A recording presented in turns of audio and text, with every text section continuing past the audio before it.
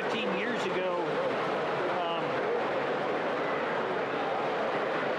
they probably could have made a commercial and made a pretty good money out of it. But like I say, nowadays there's just not enough.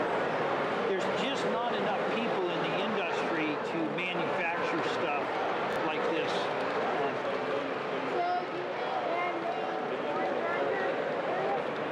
And corn grinder, what? I think it's like sand.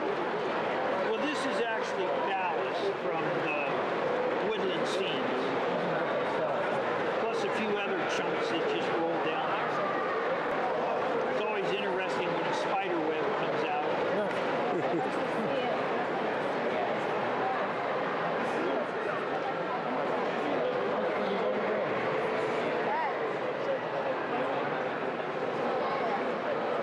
I gather you get some sort of auger in there or something? Exactly. Yeah. Well, it's more of a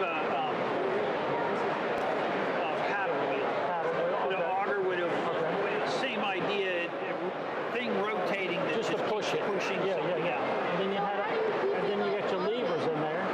The what? What?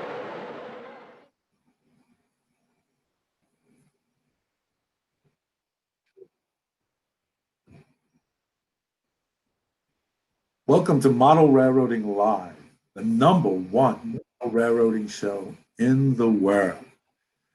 It's good to be back on vacation. We took a little short break. I was away, as you guys saw in my video. I have to be, if I'm truthful, I have to say that I was not in Cabo. To all you that thought that I was not. I was actually at Cabo.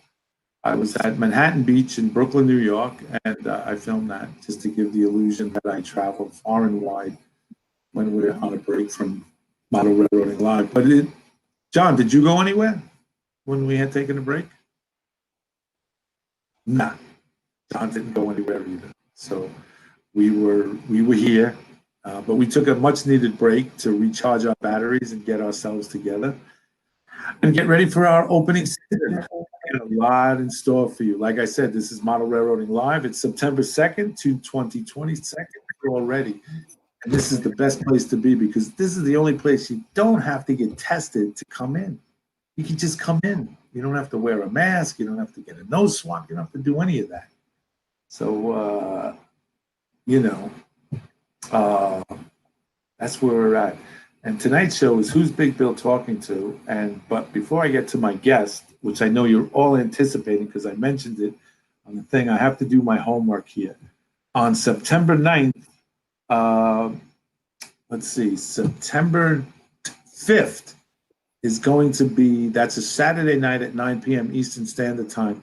That is going to be a last show of the Railroad Empires, How We Build Them, with Robert, Andy, Tim, and Lloyd. That's going to be their last. That's going to be the end of their 10-part series. And then that's this Saturday night, the 5th of September, and at 9 p.m. Eastern Standard Time. And then on September 9th, we're going to have a special edition of Who's Big Bill Talking To?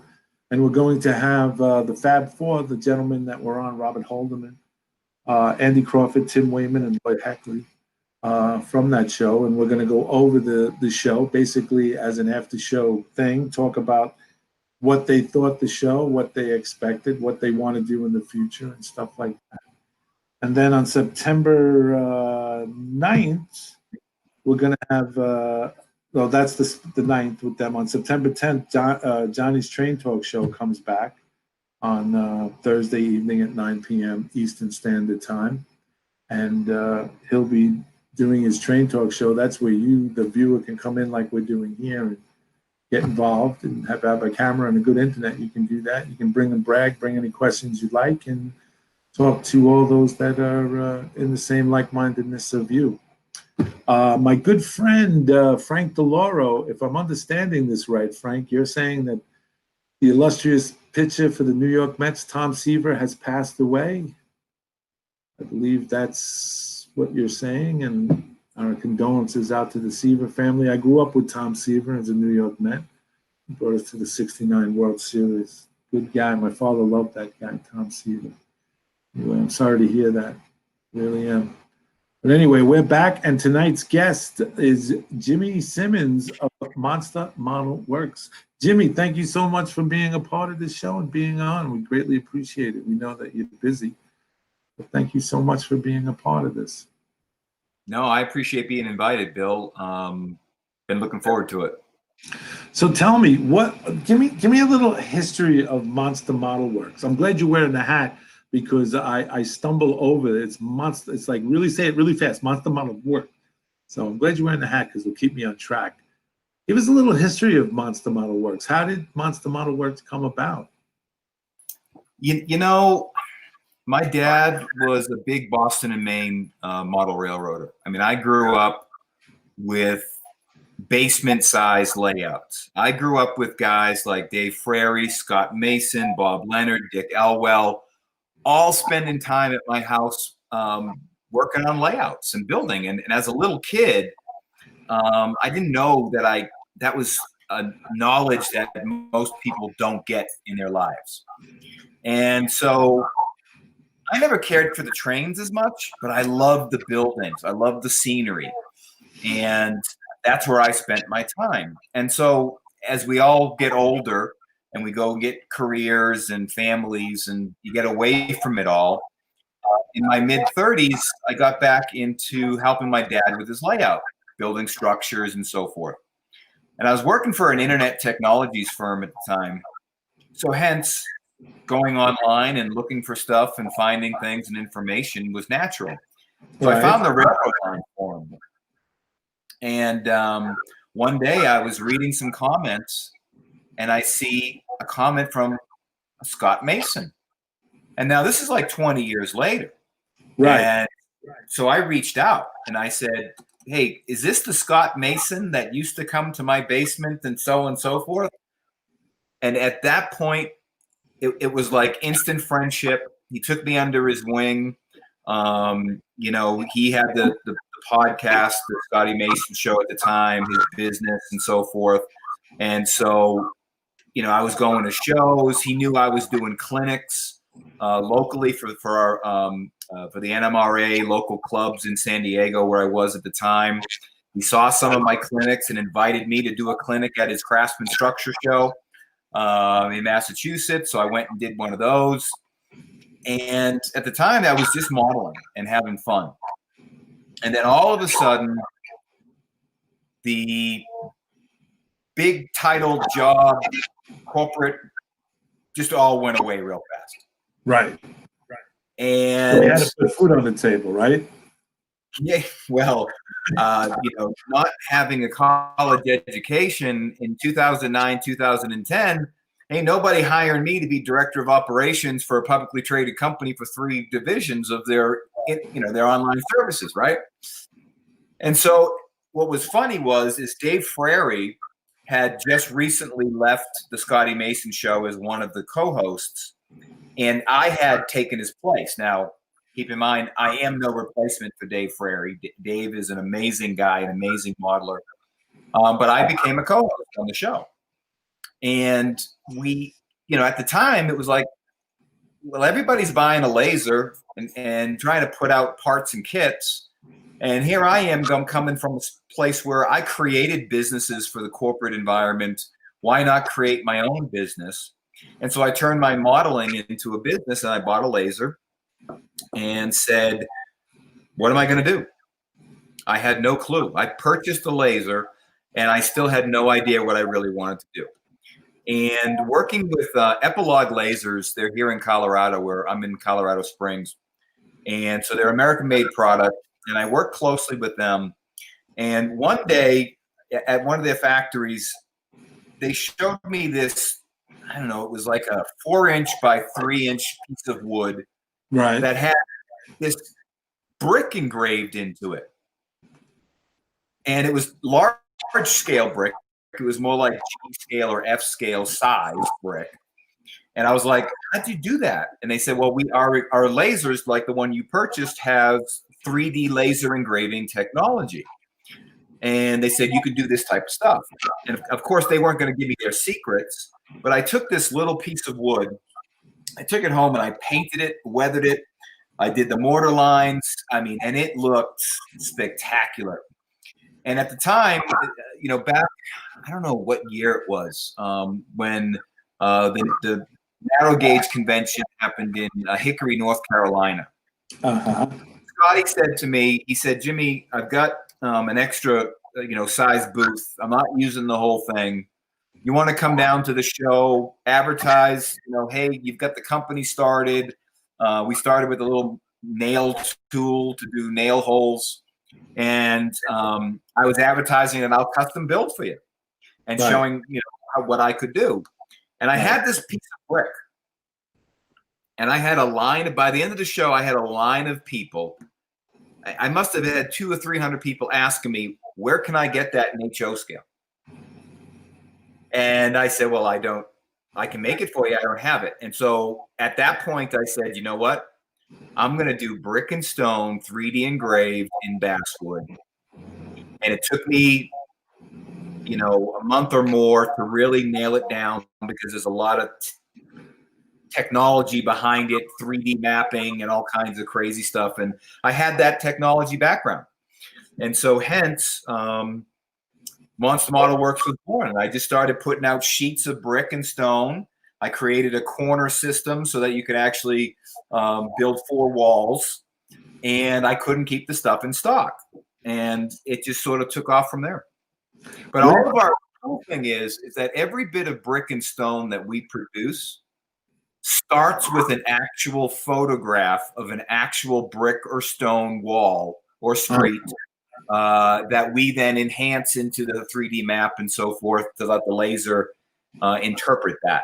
So it's real life stuff, and no one was doing it, and we just took off like crazy. How did you come up? But how did you come up with Monster Modelworks?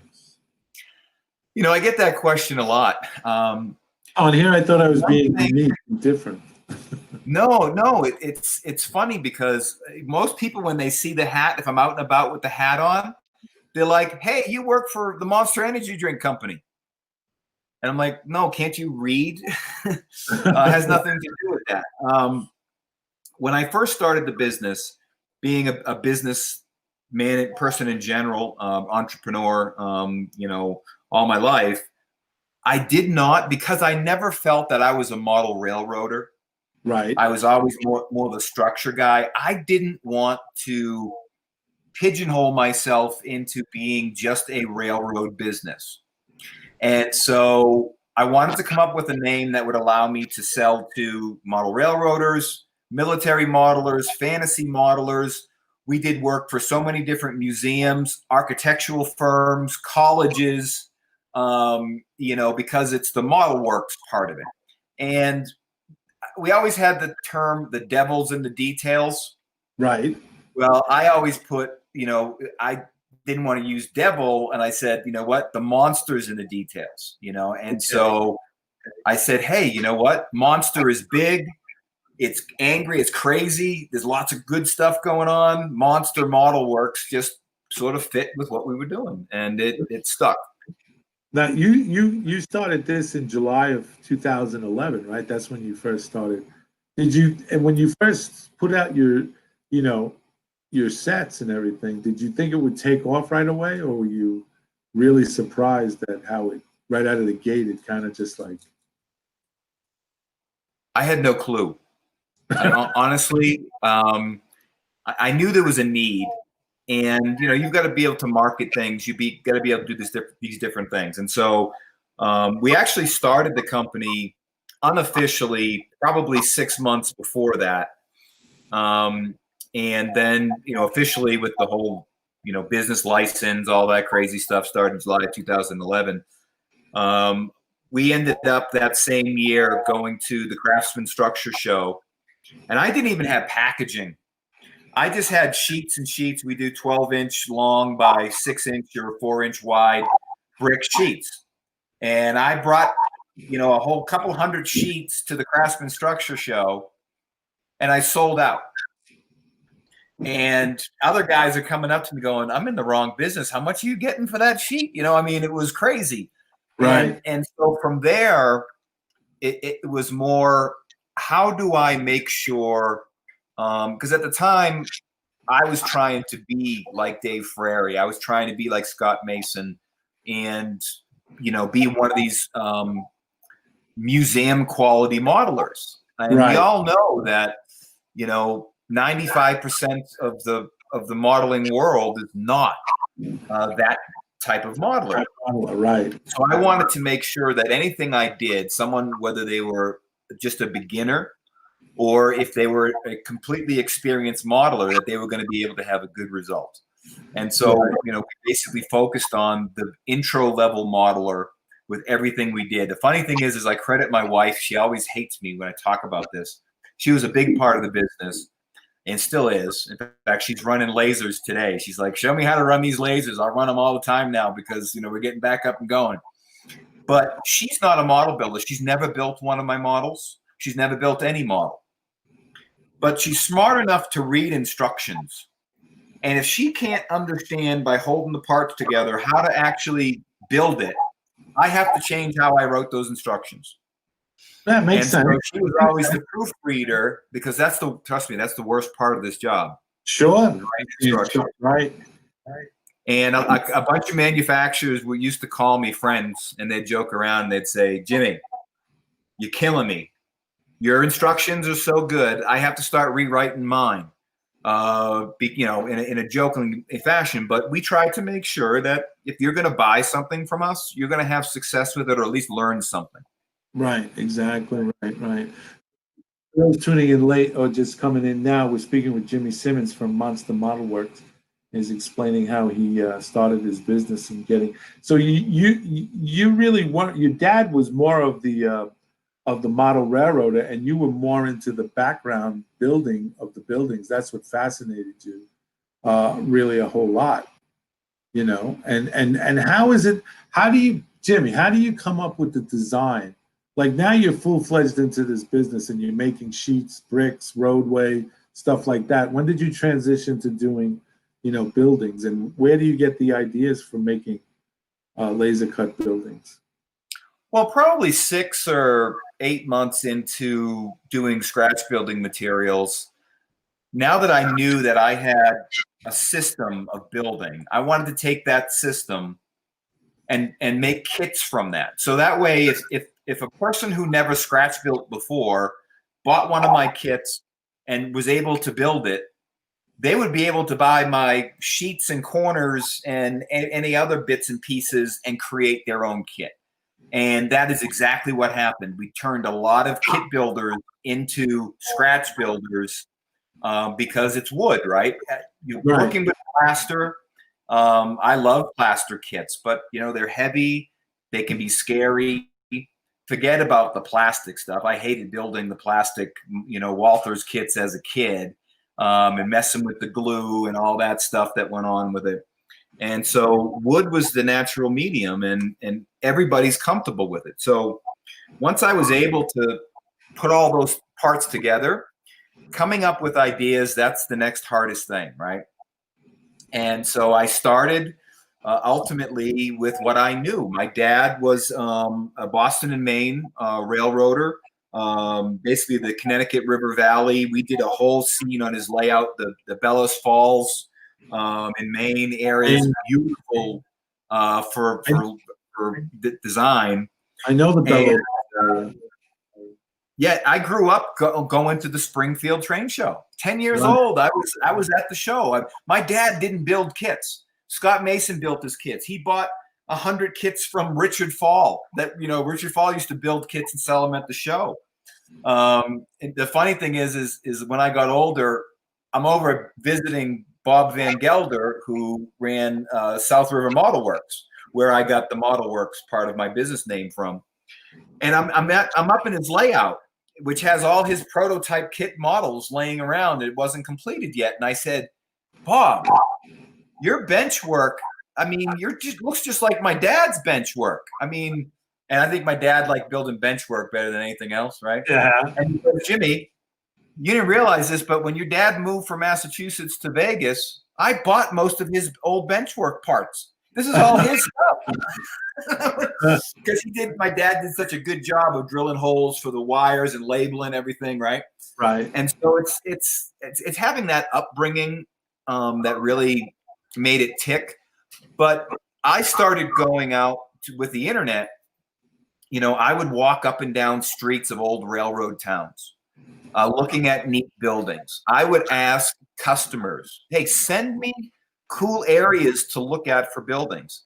And then what I did, because my bricks were very close to actual scale, is I would go in and I would count bricks for the height of the buildings, the width. I don't do titchy windows or plastic windows. We do the actual prototype of the actual building's windows. And I can count, hey, well, those windows are 15 bricks high by 4 bricks across, and get the measurements and make it as realistic as possible. And a lot of the ideas came from customers, but it was a lot of research, just walking around Google Maps and going through all these different areas of LA and New York, and things that you would think. And then when I was in California, I'm sure a lot of you guys are familiar with the Narrow Gauge Gazette and Bob Brown, who became a friend. Well, Steve Harris, who is a big narrow gauge modeler, Colorado Telluride, the whole 9 yards. He lived up the street from me. Uh-huh. And I used to get invited monthly to a private operating session where guys like Brian Block, Mike Blazik, who did all those drawings for everybody, used to come. Joe D'Elia, who runs a business, Jake Johnson. I don't know if you guys know Duncan McCree from Tam Valley Railroad with the electronics. Right. They all used to be at this house every month. And so I used to go there and learn. And then they started buying my stuff, and it was, right. Just the education. So I had so many top modelers to help inspire me and to help say, Jimmy, you're doing a great thing. Keep doing this. Keep pushing this. Can you do this? Can you do that? The other day, just to say, when we started the business back up, Monster Modelworks was closed, right? I still own the website, the URL. I still get emails from it, but from a tax standpoint, the business was closed. I didn't want to go through the rigmarole reopening it. Right. But my wife, in the meantime, had started a company called Larkspur Laser Art, where we're doing more engraving of photographs or mugs. I'm going to put out a line of railroad mugs. So when Johnny wants a mug that has his Seaboard Railroad on it, this is a leather wrapped aluminum mug. I'm going to do those, right? So I ended up getting a rotary tool. I had someone the other day say, well, you got a rotary tool. Can't you buy some round wood material and do smokestacks and tanks and things? I'm like, yeah, I can now. I didn't think of that. Right. So I try to keep my mind open to the actual modeler and what their needs are, because guess what? Everybody wants me to build them a building that they want for their railroad. Right. And 90% of them aren't going to happen. Right. But there's so many good ideas that come from talking and keeping an open mind is where the success, I think, truly came from. So now let's just back up a little bit. Now you took off really really fast and furious, excuse me. And now you're going gung ho. And you're working all the way up until what, 2018. And then what happened then? It just... Well, creativity levels are difficult to upkeep, because what modelers don't, I think, understand is we weren't a part-time company. We were full-time. So everything we did, from our little young kids to our mortgage, our own taxes and our own health insurance, all that stuff had to come from growing the business. And the only way that happened was for me to create 2 or 3 new products a month, promote them, write manuals for them, sell them, and do it over and over again. And it got to a point where I did this awesome, I still think it's one of my best kits. It's a blacksmith shop, and it's done with dry stacked stone and just really cool. And it was like, for me, I had so much fun creating it and building it, and it didn't sell. It didn't. I might have sold a dozen kits. Really? And a dozen kits on maybe a $50 kit doesn't pay the bills. And it depressed me as to say that I have to now do buildings that I don't want to do, but I know will sell and go from different eras to different, we sold around the world. I just shipped to Singapore the other day, right? So, you try to build buildings and sell buildings that would cross-platform and sell a lot of kits of, but some of them were just really boring, and it wasn't fun to produce, and that got old after a while. And then as the economy really started picking back up, and I knew I'm a technology guy. I'm currently I work in digital marketing, helping local businesses make more money here in town. And I said, hey, I got to do something different. I can't see myself doing this for the next 20 years. I'm gonna burn out even more. Right. And so I made an announcement. I wanted to shut down by the end of June because I didn't want the new quarter to start for tax reasons, right? Right. So I gave people 10 days. I gave them 10 days. I remember that. Shut down. If you've got, stuff you need to order to finish projects or whatever, let me know. And in those 10 days, I did a year's worth of sales. I'm sure. It took me 3 extra months of staying home and cutting and running the lasers just to finish producing all the product for people. And I thought that was awesome, but it really wasn't fun at the time, because it was like, oh my goodness, these folks are going to be waiting for their parts, but they understood. And during this whole time, I'm still getting emails. People are still contacting me about, hey, can you do this for me? And Mike Rose, who was on the Scotty Mason Show podcast, who now has his own podcast, Mike's Crew Call, he kept bugging me about doing a custom building for him. And he's like, Scotty's got a laser and he can't figure out how to do brick. And everyone else we keep asking aren't producing what you're producing. Do you think you could do this? And after about a year of him bugging me, we did it for him. And that's sort of what kicked it back off, because I had to get the lasers back up and running for my wife's business. And I said, I've got 600 products we developed. I still have stuff we were sitting on. Let's turn it back on, and we're going to sell everything legally through Larkspur Laser Art. So you can still go to monstermodelworks.com. That'll bring you to larkspurlaserart.com, where you'll be able to purchase as we start doing it. We're doing it part-time. It's becoming more and more full-time for my wife. And so we're adding more and more and more products to the offerings as we go. And it's been unbelievable with the response we got from people, thanking that we're back, the best news they ever heard. It just makes you feel, it hits you. It hits you right there.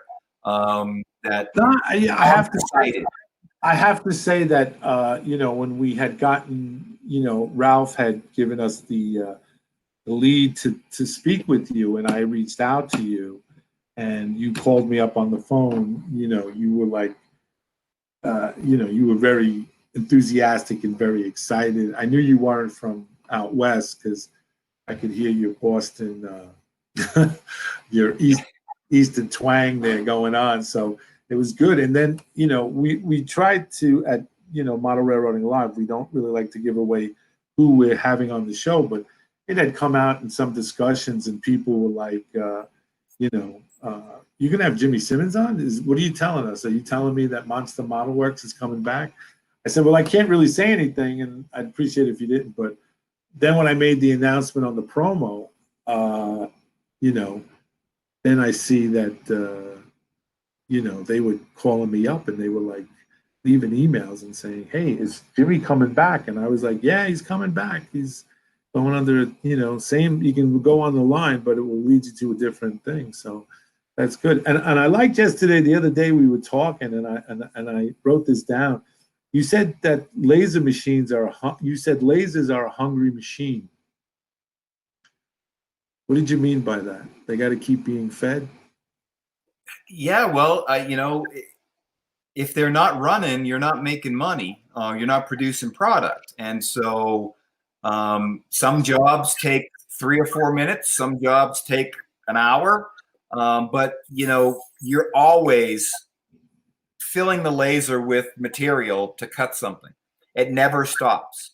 So sometimes I would put long jobs on purpose because I've got other busy work I've got to get done, or I've got to finish weathering this model to get it, out to sell. And again, when we run the laser, it just never has to stop. It's all day long. It will run 8-10 hours a day, and you just got to keep putting whatever material you're using on it, right?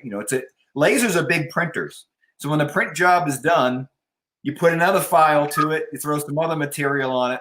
And that's what a lot of guys had issues that I knew who were manufacturers. They loved the design work, but they would hire other guys who had lasers to do the laser work because they didn't want to feed the machine all day long. And with what we did, not just anybody, you couldn't hire someone off the street to just load the laser. There are a lot of intricacies with what we do, which is different from most. It's simple. I don't want to. I love like Doug Fiscali and Jimmy Degnan and Brian and Jill over at Best Models, but it's easier to take a pre-pressed sheet of clapboard siding, throw it in the laser, and tell it to cut these walls out. That takes about 3 minutes. Right. 6 minutes or so for maybe you're producing at that point 4 or 5 kits worth. With us, we have to engrave everything in 3D first before we cut it out, so it takes a bit longer. And my wife is learning now. She texts me, I'm out at work, and she texts me, I can't get these corners to do right. How do you do this? There's a learning process behind it, and Right. That's why we did it ourselves, because the quality is where Job one. it's important. Yeah. And job one. Nearly Historical Railroad. He says Monster Modelworks does really cool brickwork. This is good to know that he's back up and running. And Sparky 107 wants to know, how much computer programming do you have to know to run a big laser printer or cutter? It's not computer programming. Ultimately, the laser is a big printer. Okay, so you're actually going. I use Adobe Illustrator for everything I do, and Photoshop for all our 3D materials. A lot of times the lasers guys will say use Corel Draw. You don't need to know CAD, but you need to be able to draw vector lines, which are cut lines, and then any photographs are considered raster, which is engraving, right? And so most people, when they're engraving a simple text on something, it's just black is your color that's going to engrave the deepest, and as you go lighter to white doesn't engrave anything. So if you make something gray, it's going to not engrave as deep as black would on regular engraving. Right. And as long as you can draw squares, like I always used to joke about, Scotty would send me files and Scotty would use a CAD program to draw them. And I'm like, Scott, can't you just draw a square instead of 4 separate lines for your windows? Well, how do you do that? But it's really, to just cut basic walls. If you can draw vector lines in a program like Adobe Illustrator, and draw points and angles, there's really not a lot of knowledge needed. Now, to do 3D engraving from photos with 3D overlay maps and things, there's a lot of most guys who tried to duplicate brickwork that we would do, they would just draw vector lines in, say Illustrator, and they would color them in light grays and just regular engrave them. And with 3D engraving, it actually changes. Like a laser cutter has 2 settings. the power, and the speed. So how fast is the laser moving and how much power is in that beam? And so on a regular engrave, you set it up for 100 speed and 20 power, and it's going to give you your result. 3D engraving actually interprets all the different colors and changes the power on the fly by itself to give you every nook, cranny, and detail. And if your file doesn't look right, it'll come out horrible on the laser. So many a time we had to keep redoing the file and change the settings of the laser. And the other problem is my two lasers, they're identical, but they take different powers and different speeds to do the same jobs because there's no laser that's the same. So if I was to send my file to, say, Brian or Jill, who use a universal machine, Right. They would have to spend a month trying to figure out what power settings to use over and over again to get it to look right. And Brian tried his hat at some shingle siding, wood shingle siding. And I said, Brian, it looks pretty good, but here's the problem. You're engraving against the grain. You actually have to turn it and go with the grain in order for it to look right when it comes out. And in that case, I have to buy 12 by 24 sheets of basswood because I have to turn everything on its side, to do that. And our shingle siding, man, it just looks smoking. I mean, it's amazing, right? But yeah, it's just not an easy thing to do when you're getting into what we do. But just running a laser to cut yourself some walls out of some pre-made stuff from Northwestern Scale Lumber or something, you don't need a lot of education to make the long story short. How long does it take to do a kit? I mean, if you do a standard kit that you've designed and put from start to finish, how long does it take for you to do that? And the second part of that question is, do you take custom orders? Like if I wanted something built for my layout specifically at a certain time and era, would that be able to be done? Well, when I was doing it full time, once I had the prototype that I was going to manufacture, I could put out a kit from start to finish and have it on a little diorama. This is one of the ones we'll be re-putting back out. We call it a starter structure, where you actually get to tell me what you want engraved on the storefront. So if you need a haberdashery, you say, a lot of people, they'll send me a town's name that they're modeling and put a bar on it or whatever to customize it for their layout. Because I didn't want people buying, I go from layout to layout to layout, and you can go, oh, there's a Bar Mills kit, and the modeler builds it just like Bar Mills did, and you see it on 20 different layouts. I wanted people to be like, hey, here's a building. So I could do it in about 24 hours if you would put all the hours together. So it would take me about a week to design it. You have to cut it multiple times to make sure all the parts fit properly, build it multiple times because you got to get it right, and then paint it and weather it and do it. Bigger kits took longer. When it comes to custom jobs, we do a lot of custom jobs. Okay. But I want to be clear that some custom jobs I'm just not going to do. That they're too involved. If you, the modeler, don't have a plan on how to build it, like with Mike Rose's kit, his kit was 42 inches long. It had multiple types of brick and concrete block and all different types of stuff. And I said, Mike, how are you building this? He goes, well, I'm just going to slap it together. I know how to scratch build. And I said, no, what about this wall? What about this corner? What about this piece? And I had to look at it as if I was creating a kit for a client. Mike is smart enough and does enough building that I can trust him to do it. So when a modeler sends me this huge station with all kinds of overlays and all kinds of parts and pieces, most of the time I'm going to say no, because you're going to spend a lot of money with me and you're not going to be able to build it. And then I look bad. I'm the bad guy because you spent $300 with me and you ended up with not being able to build something. And so a lot of times the very simple 4 walls, windows, door openings, you send me the titchy sizes and so forth. That's easy. That's no problem. But the complex stuff, unless you're a a really high-end scratch builder, I'm going to say no to you because I want you to succeed. It's not because I don't want to do it. Right, exactly. That makes If I'm going sense. to spend a lot of time to develop it for you and you can't build it, then we all look bad and I look worse. And I won't do Right, that to true. somebody. So Sparky 107. So he says a lot of trial and error to start each project before it is monster perfect. Dave Piper wants to know, how many lasers do you run? I currently have 2 lasers. I could have used 4 lasers back in the day, but I actually Epilogue. I worked with them. I bought I had one of their basic lasers, which worked great for us.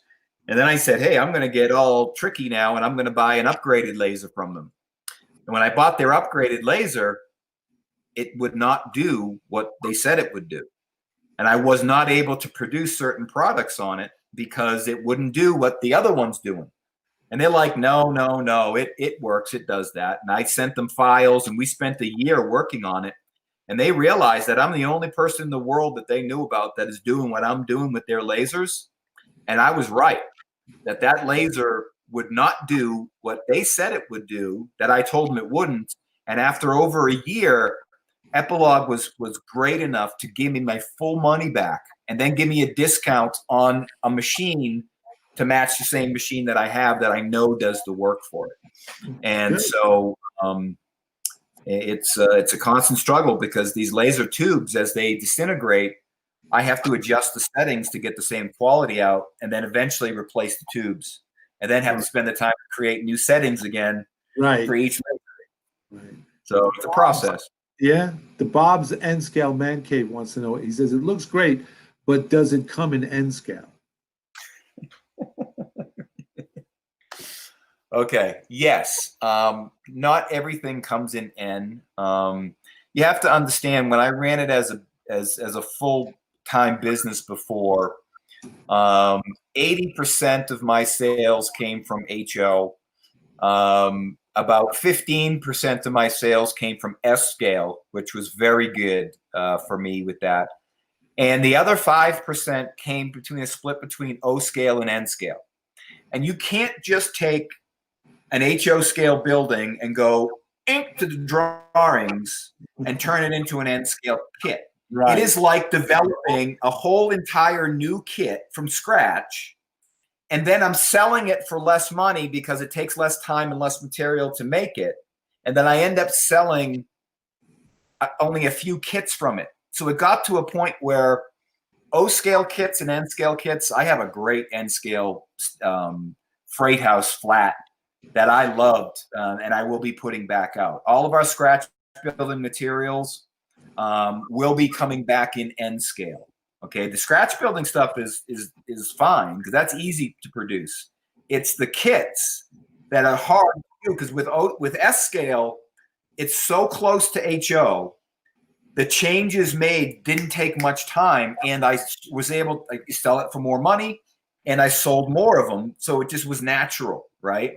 But I'm sorry, N scalers, you're not going to get every kit in N scale. I will make sure scratch building materials are available, but I am hammered by that question, but I just don't get the sales from it.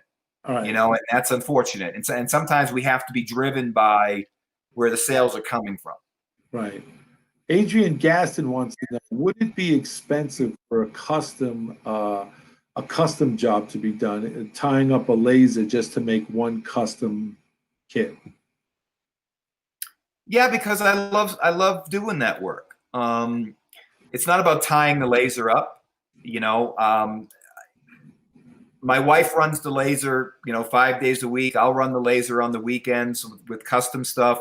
I just got hired from a guy in Vegas who's doing a large layout, and he wants it museum quality, and he wants me to design the buildings, build the buildings, custom, paint them, weather them, and come and install them for him. Now that I'm doing this part-time and I'm looking at it with different set of eyes, I'm going to have fun with it. So if there's a really neat custom job that could potentially turn into a kit or a product that we can sell, I'm not going to turn the idea of looking or talking to someone about that down. Yeah. John, I'm sorry about pronouncing this last name, Ganafli. I know you've been here before. He says, do you have kits online? Yes, absolutely. Yes, there you go.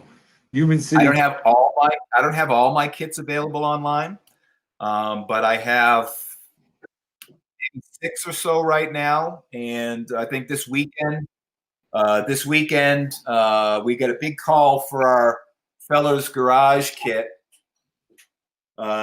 which will be online this weekend. It's a concrete block kit.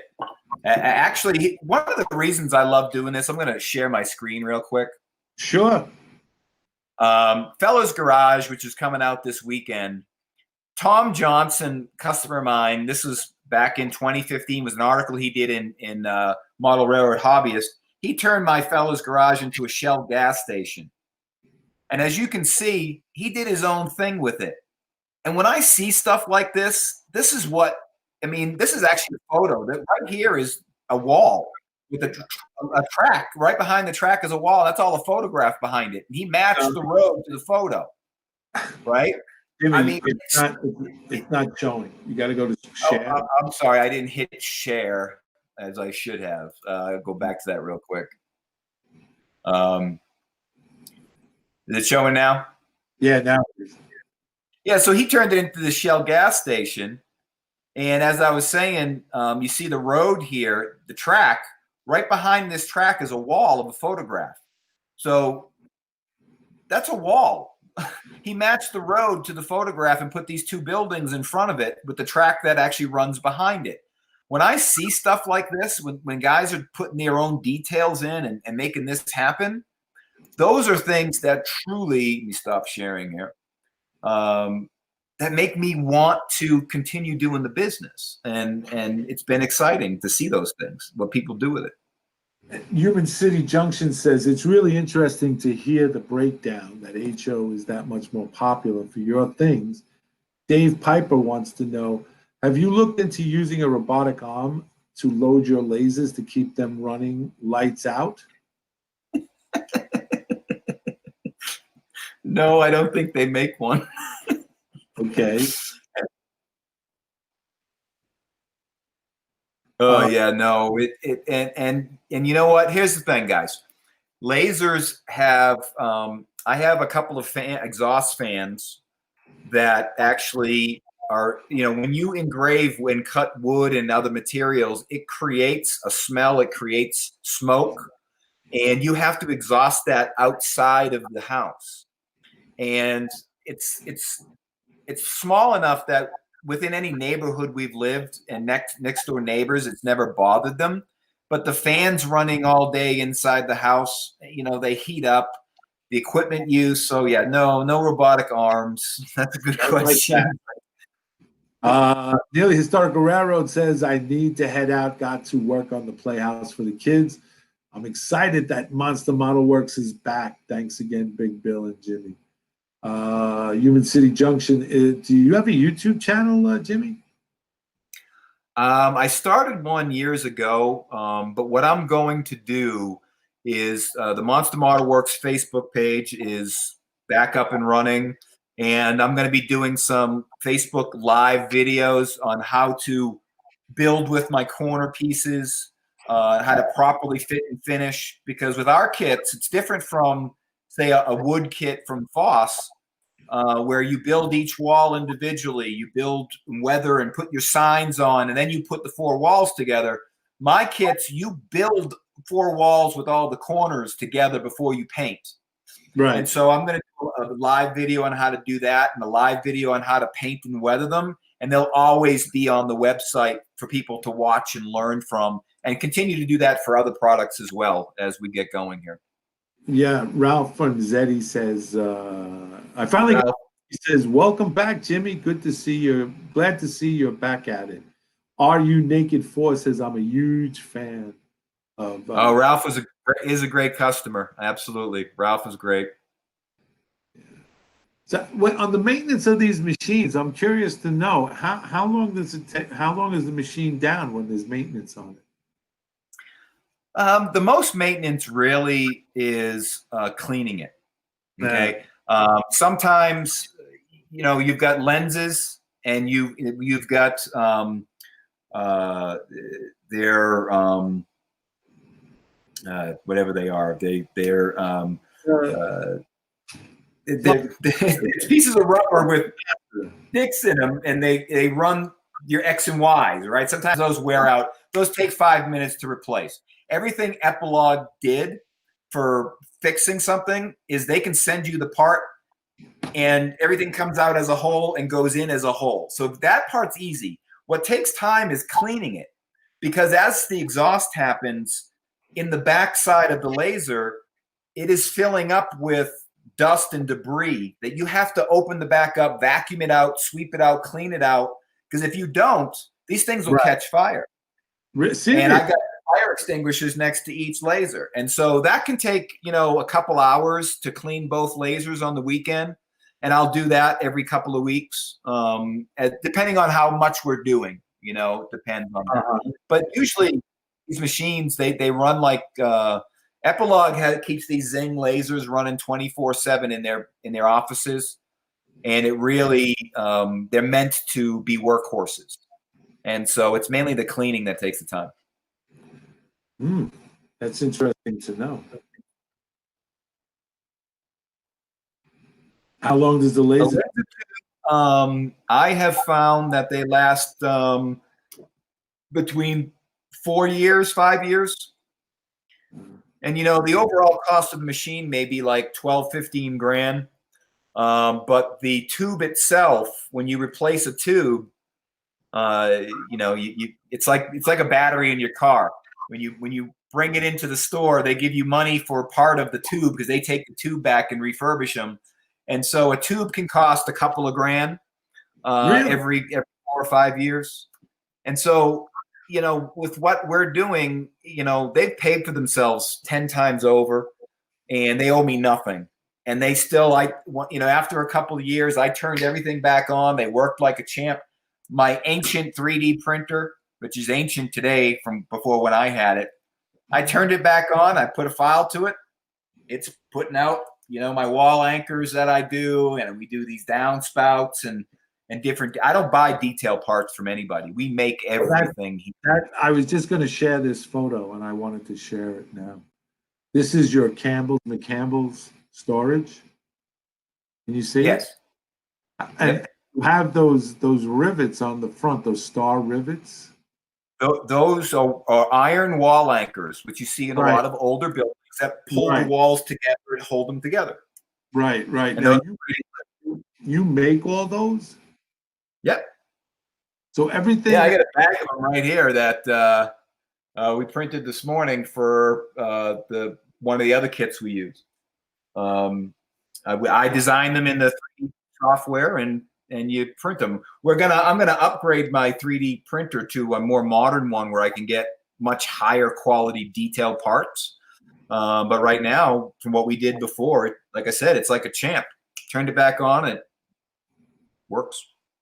It's that building. When I looked at your stuff and I started building, because my layout's based on the Bush Terminal in Brooklyn, and that McCampbell building is the same design they use down in downtown Brooklyn. Those archways and the wall anchors to hold everything in, and you can still go down there and see those types of buildings.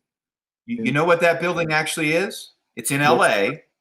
It's on a layout that I'm custom doing for a guy. It's the Nate Starkman painting manufacturing building. And it is actually, if you ever watch the TV show It's Always Sunny in Philadelphia, that is the front of Patty's Irish Pub. That building has been in a million movies. I didn't know it when I first picked it. Right. McCampbell is my wife's maiden name. And so we turned it into McCampbell's storage, and then the address that we put on the building is her father's birthday, 9/15. Oh, okay. So it's just neat, ways that we can, without people knowing, we're honoring, our family. Yeah. Hanson's, we just put out our Hanson's machine and tool kit flat, and Hanson is my mother's maiden name. And so, you know, I don't want to call something Simmons. I mean, people are like, why don't you make a Simmons building? I'm like, I'm not have that kind of an ego, you know? Yeah, I know exactly what you're saying. My wife's maiden name is Cannavelli, and it's centered around the Cannavelli pasta factory here, and there's a whole big. So, you know, you're paying homage to them and to members in your household and stuff. So it's Yeah, if you Google the Nate Starkman building in LA, you'll see it's still standing today, and it's got the ghosted painted, you know, brick with the name on it, and it's I just fell in love with it. And actually, the bonded warehouse that we did, which on my model is is built next to it. This building here is actually the same exact building that is right butted up next to the Nate Starkman building in LA. right. Fell in love with the building and said, let's do them both. Sure. Sparky 107 says, so when are you going to get 2 more machines and going full out? You know, things change in life, and you just never know. We're in the process of trying to purchase a home. We're renting right now, and the market, because of Space Force, because Amazon has built a 300,000 square foot warehouse here in town. There's very few homes on the market, and there's everybody wanting to buy. And my wife wants to stop working at Costco and do this full time, so she's learning the lasers now. And you just never know what happens, but it's exciting to get back into it. It's exciting to create new things. It's exciting to get rid of old product that I didn't like producing or didn't care for that I'm never going to bring back. You know, Right. So it's new eyes. New eyes is what's key. John 2618 says, I will be purchasing some of the brick and concrete for sure. Adrian Gadsden says, I am glad you informed people that they are not just going out and buy a cheap machine and think they're just going to match your quality and experience, knowledge. People can and do get stupid sometimes. You know, I tried to sell the business when we first stopped it. And, you know, I put together all these NDAs. I had about 20 manufacturers interested. And because I was a business guy, I ran businesses. When they saw the numbers that we were running a year, they were like, I can't pick this up for a part-time little thing. And the other thing is you need to buy my lasers and let me give you all my settings, because you'll never get it right on your end. And so at that point, I said, I don't want someone buying the company and putting out a lesser quality product. And maybe we'll bring this back when I go to retire someday. And it just happened sooner with COVID and people bugging me and Mike Rose getting on my case about, you know, getting his building done and my wife's business. It all just sort of kind of happened all at the right time. And right. A very happy coincidence. Yes. All at once. Sparky 107 says, are you planning on going to any show to showcase your return? NMRA in California. We all hope you go to Amherst, of course. Amherst, one of the reasons we moved from San Diego to Colorado was to try to do more shows. We did Amherst one year from San Diego, and it actually because I had a halt show, the traveling, the expenses to ship everything. We actually lost money going to Amherst, and you get so lost in Amherst because it's so big. Yeah. Really, that's not a show that I intend on attending. Now, it doesn't mean I won't. In the end of September, we're doing Jim Kello's show, but it's a virtual show. He's doing it all online, and vendors get 5 to 10 minutes to sort of showcase items and things because of COVID. Shows are not out of the question for us, but at the moment, I don't have any plans, especially because of COVID. I haven't even paid attention to what's being opened or not at the moment. I mean, are they even having Amherst this year? That's or coming up? That's a good question. That really is a good question. I'm not aware. COVID has changed the face of everything. I mean, why are we here today? I mean, you've been doing this for a while, but these type of shows are popping up more and more because people can't get together. Yes, and true. in my business, I'm out with business owners, and most business owners are like, "Come on, take the mask off. Let's get to business. This is crazy." And other, doctors' offices and things aren't. So Right. we have to all be careful. But it's changed the face of everything, and we're all figuring it out. Yeah. Right. I know. When you do a show, you take your product. You don't take the machines with you, right? No, I take product. I take the mock-up models, and I take product to sell. And a lot of times we would just more take orders and then ship them when we get back, and showcase the actual prototype models so people can see what they are. Is usually where we do better than bringing a ton of product and hoping to sell it and then having to ship it back. It's easier to take orders right there on the spot and then ship. Sure. Bob's N Scale Man Cave says, will you be doing the Rocky Mountain Train Show in Denver, maybe? That's certainly a possibility. It's right up the road. It's an hour from where I'm at. Right. You are naked. If someone can email me information on it, if he knows something that's going on or the contact people for it, if he can email me at Jimmy, Jimmy at monstermodelworks.com, I'd be happy to look into that, because that's Colorado's a modeling town. It's a narrow gauge town. I mean, it's big for modelers, and one of the reasons we moved here.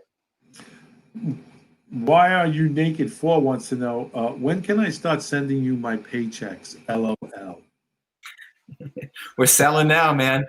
We've been selling. June 14th, we started. I, by mistake, made an update to my Facebook page. I wasn't ready to start. I made an update, and I got inundated, and I said, let's create a website. And the website is a work in progress, so you have to deal with that.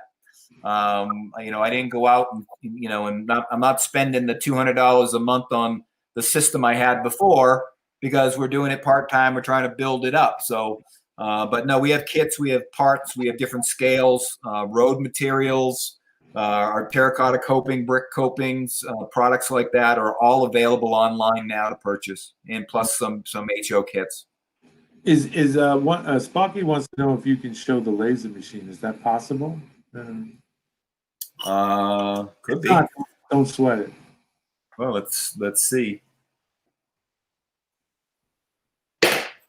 Zing. There they are. I always have my American flag. And you can see the exhausts that go out the window, which then go down the side of the house. And there's just a couple of blowers underneath. And there's also air compressors that go with each one, because there's an air curtain that blows down on top of the material. So when it's cutting wood, sometimes wood flames up, and that blows it out from catching fire. And so you have air compressors running, and you have the blowers running at any time that these lasers are running. Right. Wow, was not expecting them to look like that. Yeah, Sparky says, not as big as I thought. Everybody thought they. No, they're decent size. Ours, I don't need anything more. Our beds are only capacity is 24 inches by 12 inches. So everything I use fits within that. So if, when Mike wanted his building to be 42 inches long, well, we cut them in sections and built them in sections that go together, that when you paint and weather, you don't see the transition, because it's wood, and the wood hides very easily with swelling and so forth with material. So, and it's all we ever needed was that size. They don't cut metal. They'll engrave glass. They'll engrave leather. I can engrave a photograph on a piece of paper on a napkin. I can go that light with it. And the only thing I could do with metal is metal marking. If I put a material down, it's a liquid material. When the laser hits that material, wherever it hits that material, it's permanently marked. Like a lot of you see medical devices will have like a black or a blue labeling on it. Well, that's usually laser marked. I don't do that because it's messy, but I can. Yeah. But we'll engrave glass and leather and fabric and you name it, anything other than metal. Wow, cool. That's. I tell you, it's really interesting to see what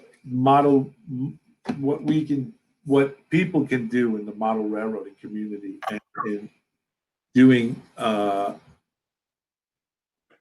Dwight Curley wants to know: do you need to research that? I'm trying to figure out what you mean by do you research?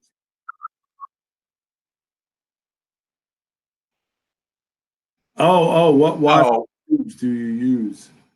Okay, yeah. These lasers come in all different wattages. The lowest wattage that my lasers come in is 30 watts. I purchased a 40-watt lasers because the 40-watt laser has a higher resale value than a 30-watt, and ultimately all that wattage does, because lasers go 50 watts, 60 watts, they can keep going up and up. Right. And all that means is you need to use less power to get the same job done. So if I have to run something at 80 speed and 70 power at 40 watts, well, I can run it at 80 speed and 30 power or 20 power at 50 watts, and it runs slightly quicker. So if it would take 5 minutes to run the job on a 40-watt laser, it may take 4 minutes and 45 seconds to run on a 50-watt laser. Right. And so it's a balance. But either way, it's still, you're never going to be super, super, super fast with this stuff. Right. So Sparky 107 says, so they are not really power hungry. Yeah, no, not at all. In fact, when we started the business, we were worried about running the blowers and the lasers in our electric bill.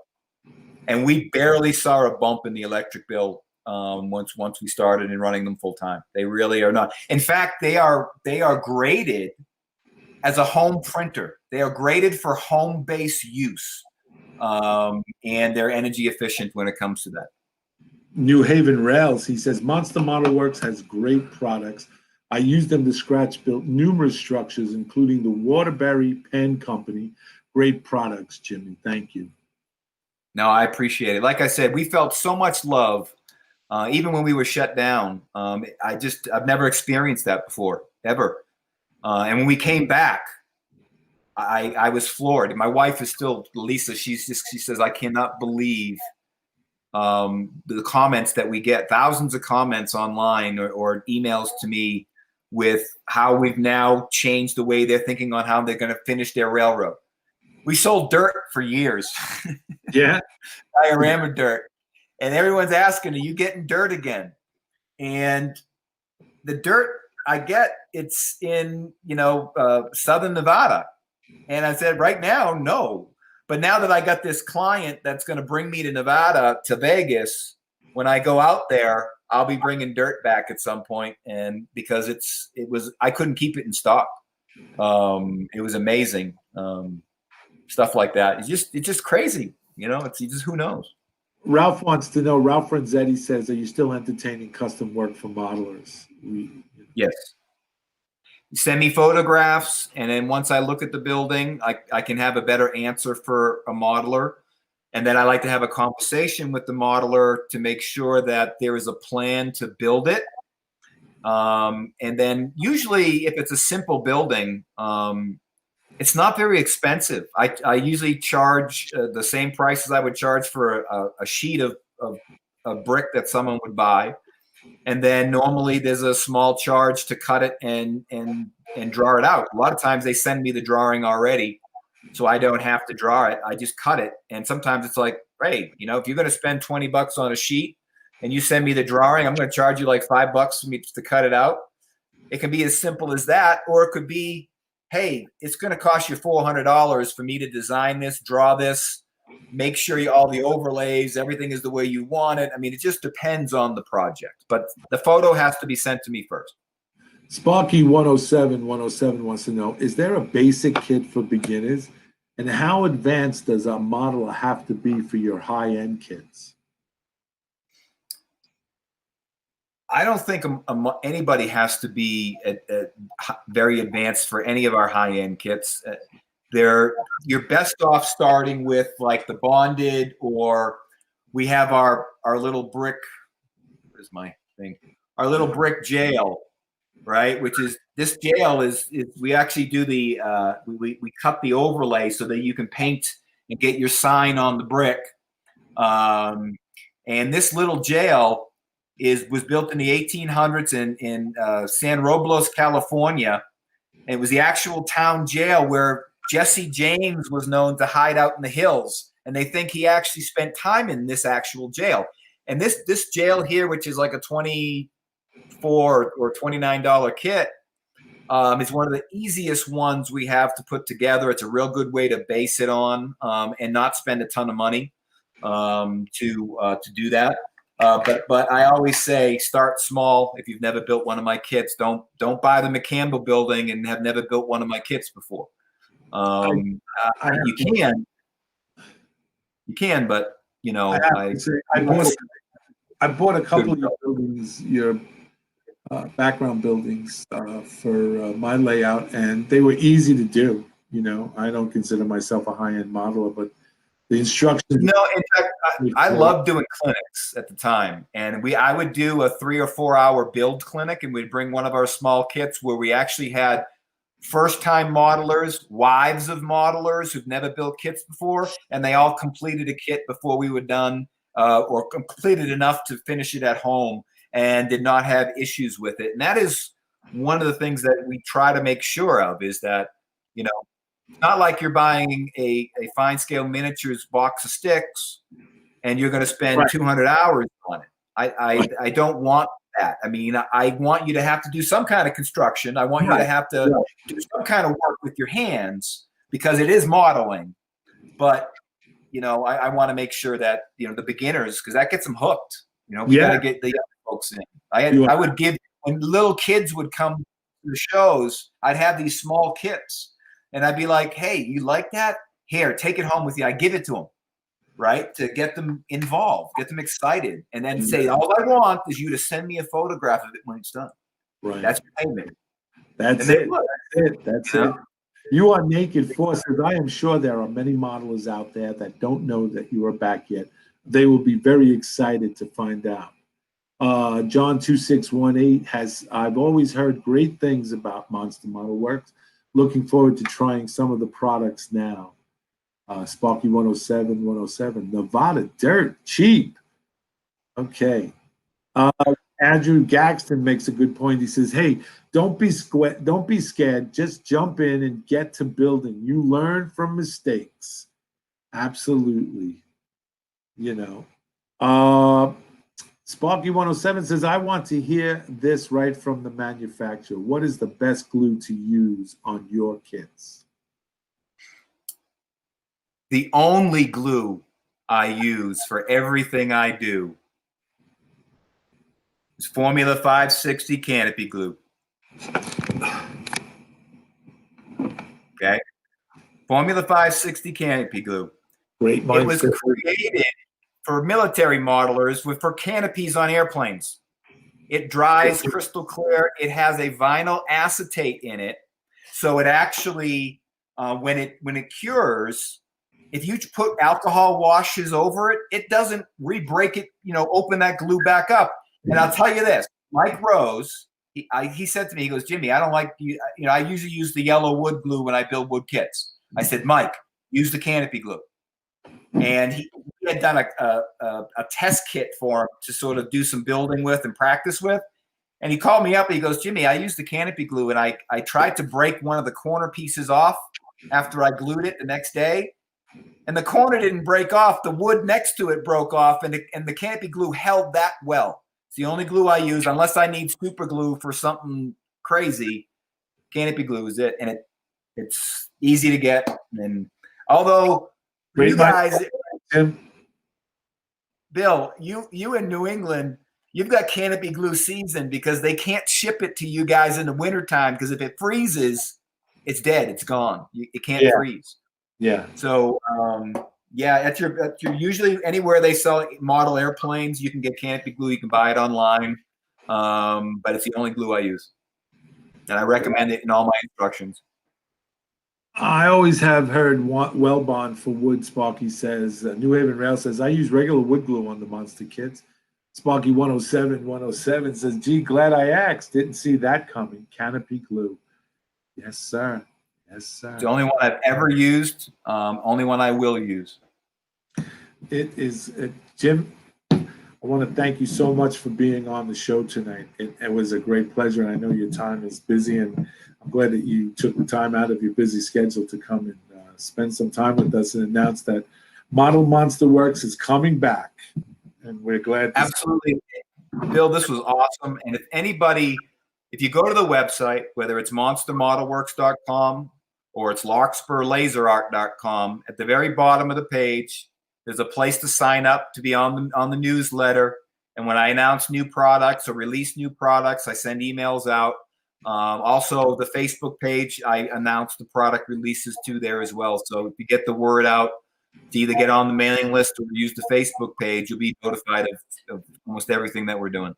Well, great. Thank you so much, Jimmy. And just before we go off, just let me remind you guys out there that we are now in the process of starting the second season of 2020 with Model Railroading Live. We have many a great show lined up. We've recently had a meeting with all the heads of state, all the great guys in model railroading.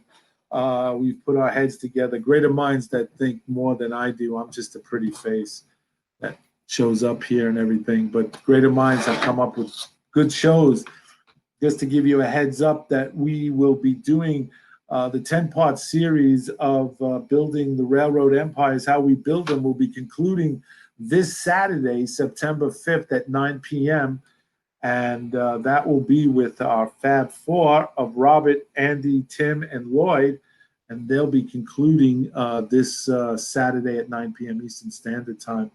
And then next Wednesday on the 9th, September 9th at 9 p.m., we're going to be doing a special Who's Big Bill Talking To. We'll be hosting the Fab Four. We'll be hosting the Fab Four and doing an end kind of round discussion, round table discussion of what these guys thought about doing this railroad empires and how we built them, and going over some of the shows and the highlights of the show. So be sure to tune in to that special of Who's Big Bill Talking To on September 9th. And then on September 10th, we will have Johnny's Train Talk Show. Right now, John is still going to be continuing to do every 2 weeks until I would say October, November. But next week on September 10th, he'll be back at 9 p.m. Eastern Standard Time. So you can mosey on down to Johnny's General Store there, pull up a chair, pull a cold soda out of the ice box there, pull up a chair and sit down. And if you have a camera and a good internet, you can do this as well. There's a link to get on the panel. And if you want to bring and brag, like if you just finished building one of Monster's model work kits and you wanted to show it off, that would be the place to do it. And if you had the kit and you wanted some answers on how to work the kit, you could do that as well. Anything that's related to model railroading, basically anything that's related to modeling, you can bring it to Johnny's Train Talk Show this Thursday, September 10th. As always, we want to thank you guys for tuning in, for watching, because without you watching, we're just talking to dead air. I want to thank Jimmy Simmons from Monster Model Works coming back. We're getting a lot of responses here. A lot of things are thrown out there, and they're saying, let's see. Best guest ever, even better than, well, let others fill in that one, Sparky says. But they said we've been, now I have to go back and watch the first 30 minutes, someone says, but, oh, here it is. You Are Naked says, Jimmy needs to come back in about another 6 months to a year once people knows that he's up and running. I'd say yes. I would even side with Sparky and say in a couple of months, Jim, we have to have you come back. We'll stay in touch with you, and definitely, I know that when you get back online and people are aware that you're out there, it's going to be off the hook, as we say.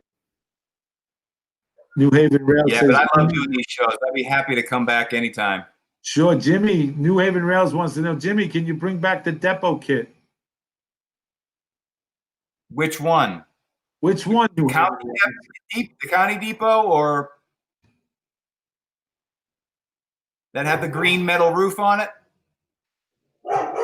actually the freight house, he says. The long one, the big long one.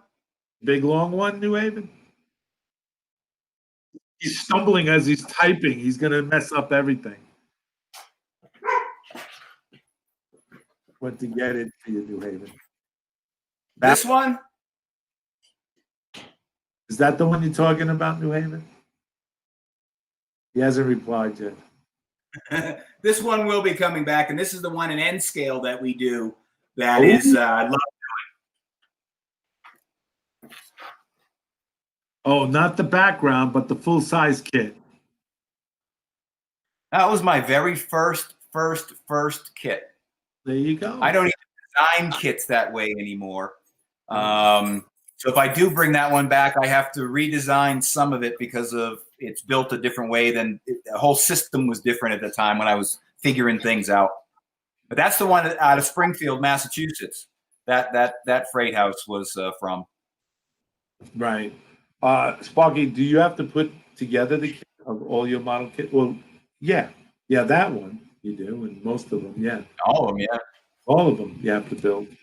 So, but anyway, so guys, thank you so much for tuning in. I want to say we were supposed to have the NASA space station guys come on again about the in dropping the N scale decoder in zero gravity stuff up there, but somehow they couldn't get their signals working. It's not on our fault, it's them. And just want to send out an apology to Rod Stewart. We were supposed to have him on, but we ran out of time working with Jimmy Simmons here from Monster Modelworks. Sorry, Rod. Hopefully we can get you on next time. All you guys out there, thank you so much for tuning in. It really was fun to be back. I'm glad I'm back from vacation. Had to smuggle myself across the border, but I finally got here. And thanks for watching. You guys take care. Be safe, be careful, but most of all, be blessed. And we'll see you guys on the radio. Take care.